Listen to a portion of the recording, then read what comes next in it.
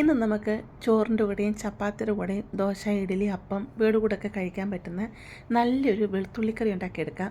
ഇഞ്ചിക്കറിയൊക്കെ നമ്മൾ ഉണ്ടാക്കിയെടുക്കത്തില്ലേ എന്ന് പറഞ്ഞ പോലെ അതേ ടേസ്റ്റ് നമുക്കൊരു വെളുത്തുള്ളിക്കറി ഉണ്ടാക്കിയെടുക്കാമേ.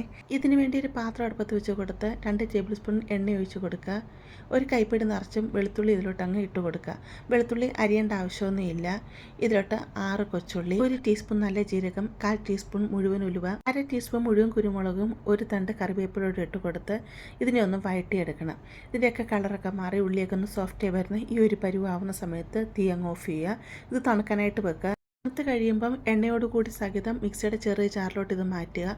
ഒരു വലിയ തക്കാളി അരിഞ്ഞതോട്ട് ഇതിലോട്ട് ഇട്ട് കൊടുത്ത് നമുക്കിതിനെ ഒന്ന് അരച്ചെടുത്തുകൊണ്ട് വരാം. ഇവിടെ ഞാൻ വെള്ളം ചേർക്കാതാണ് അരച്ചെടുത്തേക്കുന്നത്. തക്കാളിയുടെയൊക്കെ നനവുണ്ടല്ലോ, അതിൽ നമുക്ക് അരച്ചെടുക്കാൻ പറ്റും കേട്ടോ. ഇതങ്ങ് മാറ്റി വെക്കാം. അതേ പാനിൽ തന്നെ 3 ടേബിൾ സ്പൂൺ നല്ലെണ്ണ ഒഴിച്ച് കൊടുക്കുക. എണ്ണ ചൂടായി വരുമ്പോഴത്തേക്ക് 1 ടീസ്പൂൺ കടുക് ഇട്ട് കൊടുക്കുക. കടുക് പൊട്ടി വരുമ്പോഴത്തേക്ക് 1/2 ടീസ്പൂൺ ഉഴുന്ന് പരിപ്പും 1/4 ടീസ്പൂൺ ഉലുവയും കൂടെ ഇട്ട് കൊടുക്കാം. തീ കുറച്ച് വെച്ചിരിക്കുകയായിരുന്നേ. 15 കൊച്ചുള്ളി ചെറുതായിട്ട് അരിഞ്ഞെടുത്തതാണ്, അത് ഇതിലോട്ട് അങ്ങിട്ട് കൊടുക്കാം. 2 കുടം വെളുത്തുള്ളി എടുത്തിട്ടുണ്ട്. വെളുത്തുള്ളി മുറിച്ചെടുക്കൊന്നും വേണ്ട കേട്ടോ, മുഴുവനെ തന്നെ ഇതിലോട്ട് അങ്ങിട്ട് കൊടുക്കാം. ആവശ്യത്തിന് കറിവേപ്പിലയും ആവശ്യത്തിന് ഉപ്പും കൂടി ഇട്ട് കൊടുത്ത് ഇതിനെ നമുക്കൊന്ന് വഴറ്റിയെടുക്കാം. ഉള്ളിയൊക്കെ ബ്രൗൺ കളർ ആവേണ്ട ആവശ്യമില്ല, നല്ലതായിട്ടൊന്ന് സോഫ്റ്റായി വന്നാൽ മതി. ഉള്ളിയൊക്കെ നല്ലതായിട്ട് സോഫ്റ്റായി വന്നിട്ടുണ്ട്. ഇതിലോട്ട് 1 table spoon Kashmiri chilli powder, 1 table spoon മല്ലിപ്പൊടി, 1/4 ടീസ്പൂൺ മഞ്ഞൾപ്പൊടിയും കൂടി ഇട്ട് കൊടുത്ത് ഇതിൻ്റെ പച്ചസ്മെല്ല് മാറുന്നവരെ നല്ലതായിട്ടൊന്ന് ഇളക്കി കൊടുക്കുക. ഇതിലോട്ട് നമ്മൾ അരച്ച് വെച്ചിരിക്കുന്ന അരപ്പുണ്ടല്ലോ, അതങ്ങ് ഒഴിച്ചു കൊടുക്കാം. എന്നിട്ട് 1/2 കപ്പ് വെള്ളം മിക്സിയുടെ ജാറ് കഴുകിയത് അതും കൂടി ഒഴിച്ച് കൊടുത്ത് നല്ലതായിട്ട് ഇതിനെ തിളപ്പിച്ചെടുക്കാം. തക്കാളിയൊക്കെ നമ്മൾ പച്ചക്കല്ലേ അരച്ചെടുത്തത്, അത് നല്ലതായിട്ടൊന്ന് വെന്ത് വരണം. എന്നിട്ട് മുകളിലൊക്കെ എണ്ണ തെളിഞ്ഞു വരുന്ന ഈ ഒരു പരുവായി വരണം.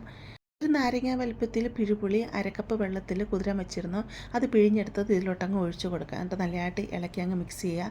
ആവശ്യത്തിന് ഉപ്പും കൂടി ഇട്ട് കൊടുത്ത് ഇതിനെ അടച്ചു വെച്ച് 10 മിനിറ്റ് മീഡിയം ഫ്ലെയിമിലൊന്ന് വേവിച്ചെടുക്കുക.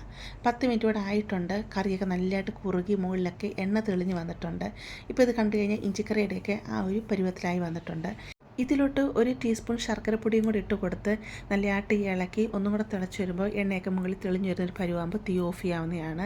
എന്നിട്ട് നമുക്കിത് ഉപയോഗിക്കാവുന്നതാണ് കേട്ടോ. ഇതൊരു 3 ദിവസം തന്നെ വെളിയിൽ കേടുകൂടാതെ സൂക്ഷിക്കാവുന്നതാണ്. ഇത് ചോറിൻ്റെ കൂടെ അടിപൊളി ടേസ്റ്റാണ്.